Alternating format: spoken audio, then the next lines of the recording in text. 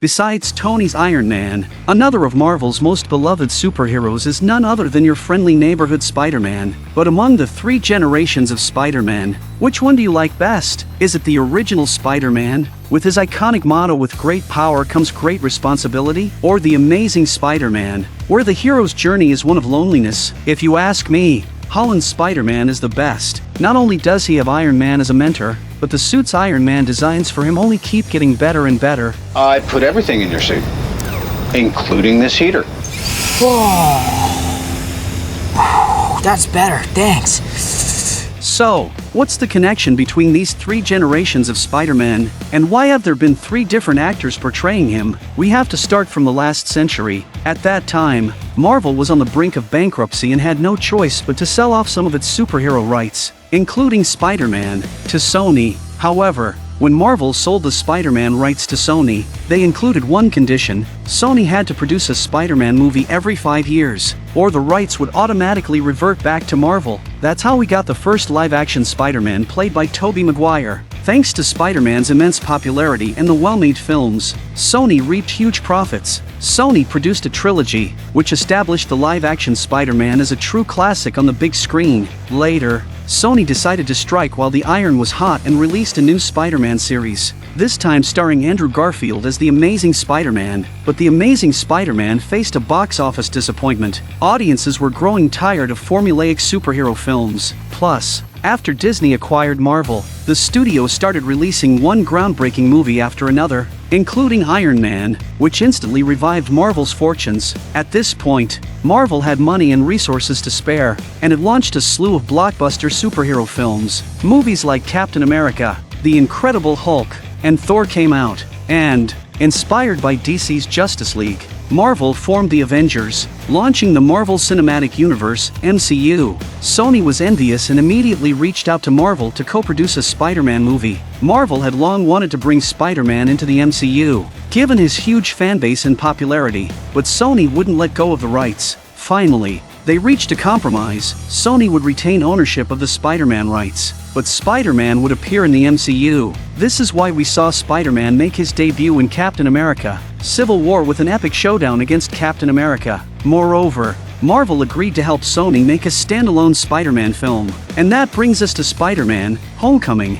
followed by Spider-Man: Far From Home and Spider-Man: No Way Home. Although these three films belong to the MCU, there's an interesting twist. Sony doesn't receive any revenue from Spider-Man's appearances in other Marvel films. For instance, the earnings from Captain America movies don't benefit Sony, but Sony keeps all the revenue from the three standalone Spider-Man films. It's a win-win arrangement. Now you know why we have three generations of Spider-Man. So, without further ado, let's dive into today's amazing film, Spider-Man: Homecoming, released in 2021. Ever since Iron Man asked Peter to help him fight against Captain America, Peter's been thrilled, even going full VLOG mode. There's Captain America, Iron Man, Black Widow. Whoa, who's that new guy? Oh, that's me. I gotta go. He even films himself mid-battle. Afterward, Tony personally drives Peter home and arranges for Happy to be his contact. In the following 2 months, Peter eagerly waits for a new mission. He checks his phone constantly,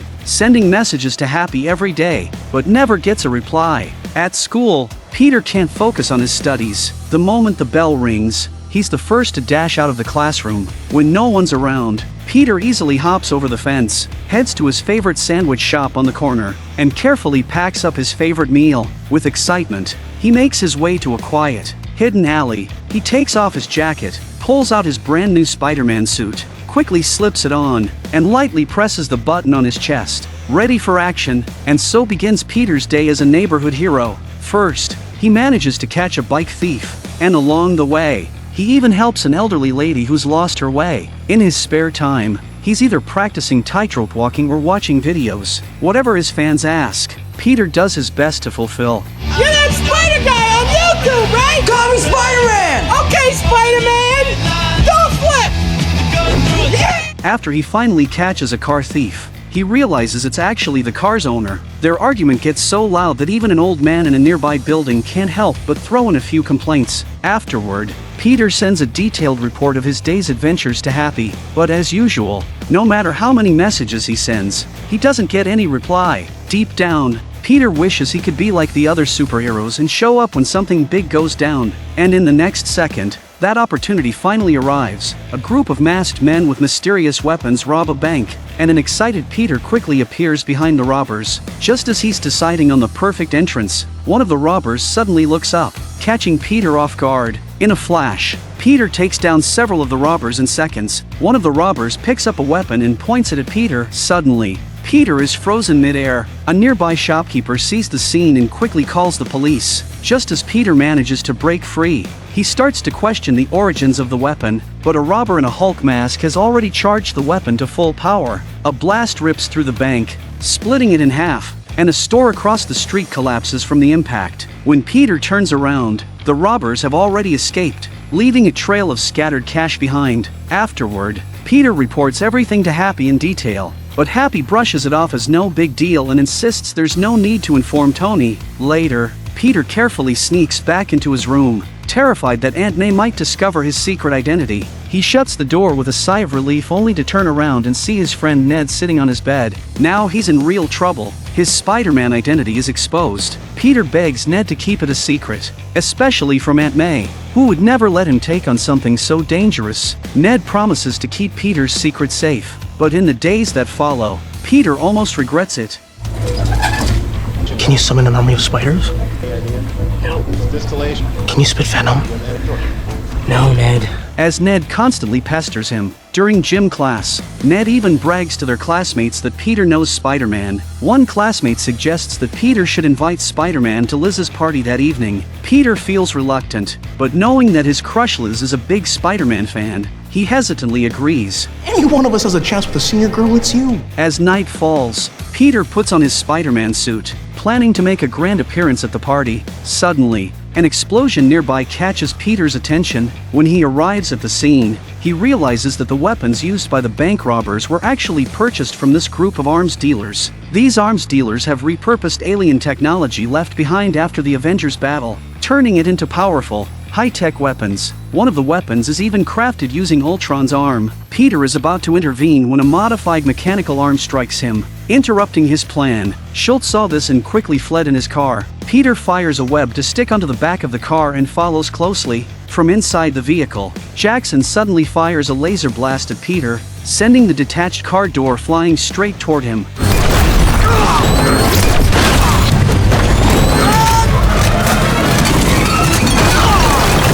Schultz makes a sharp turn, successfully shaking Peter off. Peter quickly got up and took a shortcut to catch up. Just as he's about to catch up, a mysterious figure suddenly appears. With giant wings, the figure lifts Peter off the ground and soars into the sky. As they reach a certain altitude, Peter's Spider-Man suit sounds an alarm and then deploys a parachute. However, the parachute opens backward, and Peter is surrounded by it as he plummets into a river, struggling against the water. In the nick of time, Tony arrives and rescues Peter. It's details like these that make this generation of Spider-Man stand out even more so than the previous two. Unlike the basic costumes of his predecessors, the third-generation Spider-Man suit is equipped with features like a parachute, an advanced global tracking system, and even a warming function for post-water landings. These capabilities reflect Tony's hard-earned lessons from past experiences. Peter looks at Tony and insists that he can handle these small-time incidents on his own. There's no need for Tony to come all this way. But Tony isn't actually in the suit.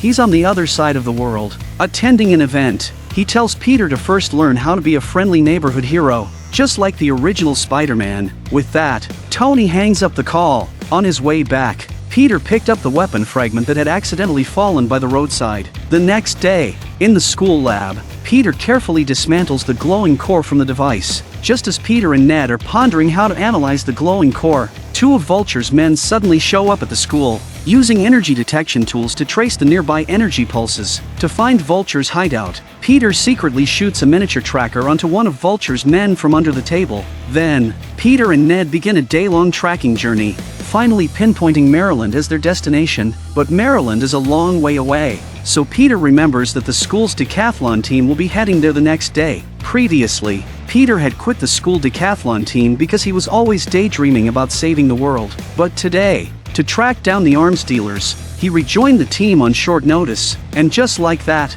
Peter got on the school bus headed for Maryland. Once he arrives, Peter quickly sneaks back to his room and removes the tracker on his suit so Tony won't know. With Ned's help, he unlocks all of the suit's hidden features. Not only is it equipped with a Jarvis-level AI, but it also has advanced reconnaissance modes and long-range listening capabilities. Most importantly, it can enter instant kill mode. Would you like me to engage enhanced combat mode? Enhanced combat mode? Yeah. Activating instant kill. No. I don't want to kill anybody. Deactivating instant kill. Did you hear that? What the hell just happened? What was that? You jumped off the sign and landed on your face. So, lady, what's wrong with my web shooters? Rapid fire is the default for enhanced combat mode. Why would I need rapid fire? Would you like to see more options? You have 576 possible web shooter combinations. Mr. Stark really overdid it. Just then, 3 trucks loaded with alien technology appear, with Vulture following closely behind. Vulture lands steadily on the roof of one of the trucks and throws down a device. A mysterious portal-like passage suddenly opens on the truck's roof, and Vulture leaps inside, quickly loading up the goods. But just as Vulture is about to leave, Peter shoots out a web, snatching Vulture's bag. Hey, Big Bird! This doesn't belong to me! What? No, just set everything back to... Activating all systems.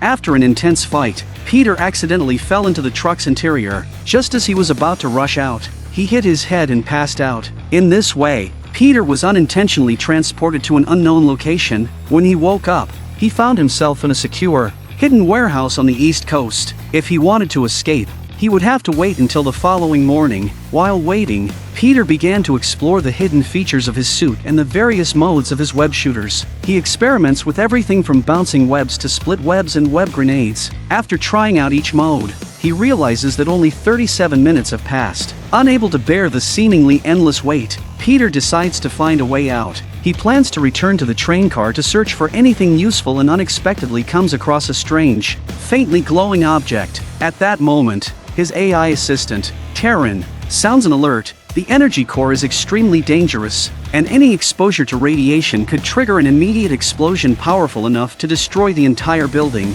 Peter frantically picks up his phone to contact Ned but discovers there's no signal in the warehouse. In desperation, he starts trying to crack the door's code, failing 247 times, only to have the door finally open on its own the next morning. Peter closely followed the truck as it left the scene. Meanwhile, Ned has just finished the decathlon, and Peter quickly contacts him to warn that the glowing core is extremely dangerous. No, Ned, the glowing thing is dangerous! You missed the decathlon. Hey, Ned, listen to me! We're the Washington Monument now. You gotta... Peter, is that you? Oh, hey, Liz! Is that Liz? Please put Ned back on the phone! You should... But before Ned could finish speaking, Liz grabbed the phone, scolding Peter for disappearing at such a crucial moment. She then placed the phone into the security scanner. Unfortunately, that core was also being placed into the security scanner. Under the radiation, it began slowly charging and was on the verge of exploding at any moment. After the team enters the elevator, the core emits a powerful burst, trapping everyone inside. By this time, Peter had arrived outside the building, and his AI assistant detected that the elevator would crash in 2 minutes. Oh my god, this... Excuse me! Peter quickly scaled the building, activating the small spider emblem on his chest. The tiny spider scouted ahead and located a small window for entry on the other side. Without hesitation, Peter climbed toward it. You may not believe it when I tell you this, but Spider-Man is actually a little afraid of heights.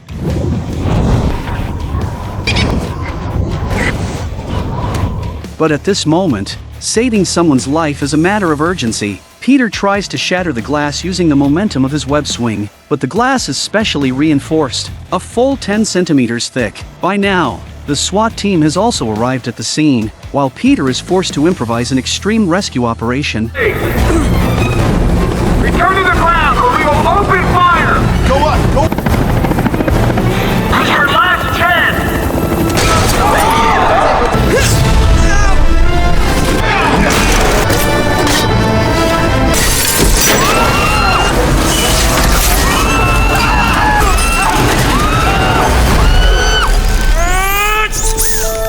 But in the next moment, Peter's web snaps, sending him crashing down into the elevator. At that moment, the elevator suddenly accelerated downward again. Peter quickly shot a web upward and, using the strength in his legs, struggled with all his might to brace the elevator. Then the rescue workers arrived and successfully rescued the trapped students. You might have noticed that this scene actually pays homage to the iconic upside-down kiss from the first Spider-Man movie. After this incident, Spider-Man becomes a hot topic in town. At this point, Peter had lost all interest in studying and even started thinking about dropping out of school. To track Vulture, he used his suit's recording feature to gather information on Aaron, the criminal who bought weapons that night, and learn from him that Vulture's next deal would take place on a sightseeing ferry. The next day, Peter hurried onto the ferry and, at the critical moment of the deal with the new buyer, caught them all in one swift move, easily subduing them. Spider guy's here.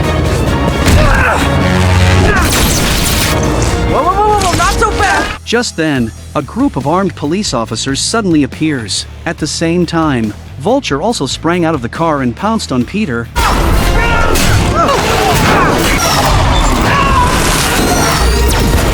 Get to the...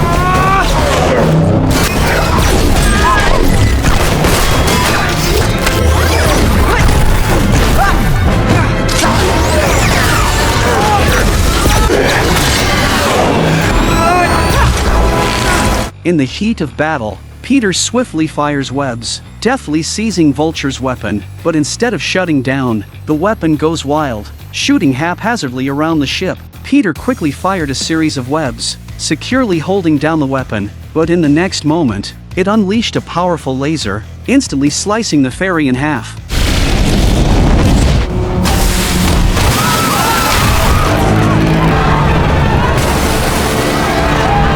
Oh my god! Faced with this sudden disaster, Peter immediately initiates a rescue. He asks his AI assistant to analyze the ferry's support points, then webs each critical point to hold the ship together. Peter thinks this will be enough to stop the ferry from splitting, but his AI informs him that he's only completed 98% of the task. Peter has missed a crucial support point. In that instant, all his webs start snapping one by one, seawater surges into the ship, and the situation becomes dire. Without hesitation, Peter leaps forward, shooting webs and gripping the ferry with only his hands. Just as Peter is about to reach his limit, a mysterious force slowly pushes the ferry, bringing the two halves of the ship back together. It turns out to be Tony, arriving just in time for the rescue. Tony quickly deploys several mini-thrusters along both sides of the ferry, then powers them up to hold the ferry together. Next, he swiftly flies over each crack, welding them shut with his laser one by one, bringing the crisis to an end. Peter felt deeply remorseful about this incident, because he was so eager to prove himself that he almost caused a major disaster. Afterward, Tony confronts Peter. He's furious that Peter unlocked the suit's hidden features and removed the tracker. In the end, Tony decides to permanently revoke Peter's access to the suit. If you're nothing without this suit, then you shouldn't have it, okay? Without the suit, Peter returns to his ordinary life, and his grades start to improve. Peter now has more time to do what he wants, and he finally gathers the courage to confess his feelings to Liz. I like you. I know. To his surprise, Liz accepts Peter's confession and invites him over to her house. For this special date, Peter carefully picks out his outfit with Aunt May's help, but when Peter arrives at Liz's door with flowers, the person who answers is none other than Vulture. Peter is stunned, realizing that the criminal he's been chasing is his crush's father. Along the way, Peter seemed a little distracted and his words became confused. This arouses the suspicions of the usually cautious Vulture, but when Vulture learns that Peter was not in the elevator during the last incident, he is almost certain that Peter is Spider-Man. Upon arriving at the school committee event, Vulture sends Liz inside first, staying behind to talk to Peter alone. Then Vulture slowly took out his pistol after his daughter left, warning Peter not to interfere with his affairs. Otherwise, he would mercilessly eliminate Peter and everyone he loves. After hearing Vulture's threat, Peter silently got out of the car. He paced uneasily until he reached the door of the ballroom. Looking at his friends, Peter wasn't sure if he should really give up, but he ultimately makes up his mind. He apologizes to Liz. Gotta go. I'm sorry.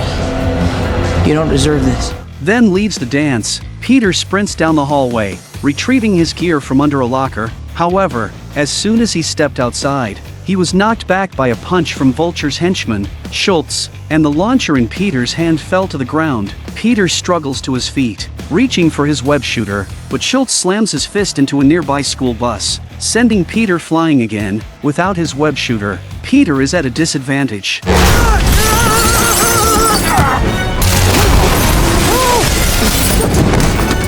Just as Schultz is about to finish Peter off, Ned grabs the web shooter and helps neutralize the threat.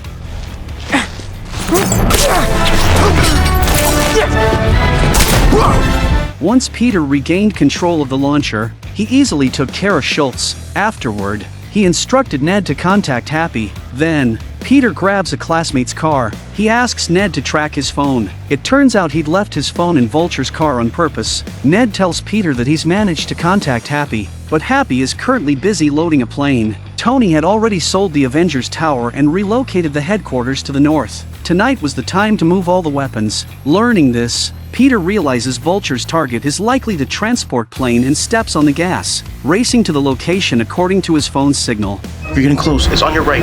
What? Turn right! Turn right! Upon arriving, Peter performs a perfect parallel park. He exits the car and enters the factory, finding only Vulture inside. Seeing Peter, Vulture isn't the least bit surprised. To ensure the success of his mission, Vulture decides he must first eliminate the meddlesome Peter. At that moment, Vulture's wings suddenly expand from his back.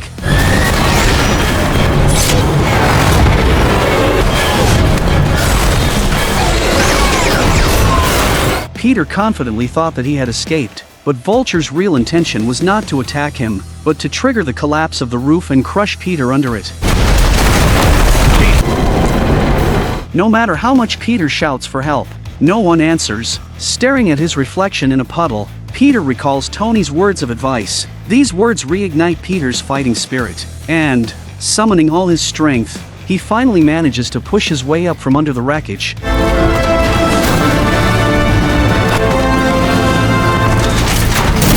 Just as Vulture takes off, Peter arrives in time to follow close behind, remaining undetected by Vulture. Soon, Vulture flies to the back of the plane. In order to avoid disrupting the plan, Vulture did not take immediate action. He quietly approached the bottom of the plane and entered the interior through a small opening he had opened again. Once inside, Vulture is amazed by the cargo before him. There are advanced Chitauri weapons, fully loaded reactors, and even Tony's Mark armor. At this time, Peter outside the plane triggered the alarm, which completely angered Vulture. He rises into the air, grabbing Peter and hauling him up. Peter's webline snaps, sending him hurtling toward the plane's engine. Quickly reacting, he webs the fan tightly, narrowly avoiding disaster. But just then, the engine breaks off unexpectedly. Fortunately, Peter's web catches it just in time, and after kicking the engine free, he struggles back onto the plane. At this point, Vulture relentlessly pursues him again.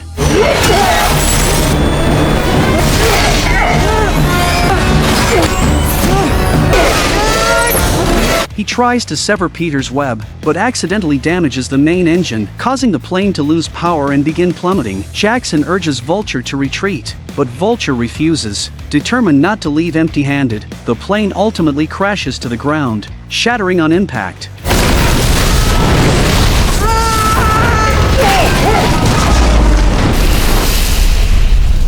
Peter slowly gets to his feet, but Vulture still won't let him go. Vulture pins Peter down, delivering a relentless beating.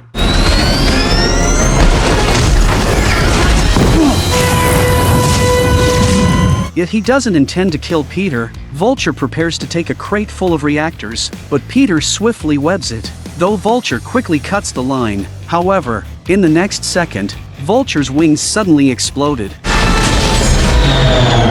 Peter did not hesitate to rush into the fire to rescue Vulture. When Happy arrives at the scene, Peter is nowhere to be found, but the cargo is neatly stacked, and beside Vulture is a note from Peter. Afterward, Peter arrived at school, and under Happy's guidance, he reached the outskirts of the Avengers base. Tony believed Peter performed exceptionally well on this mission, so he decided to gift him a brand new nanotech suit and formally invited him to join the Avengers. However, after everything he had been through, Peter had become much more composed. He felt he wasn't yet qualified to join the Avengers, nor did he feel deserving of wearing the suit, so he declined Tony's offer. What Peter doesn't know is that he's already earned Tony's approval. Back at home, Peter discovered the suit. Overjoyed, he immediately tries it on only to be caught by Aunt May, and that's where the movie ends. As for Liz, after her father's arrest, she and her mother decide to move away, leaving Peter with no choice but to let go.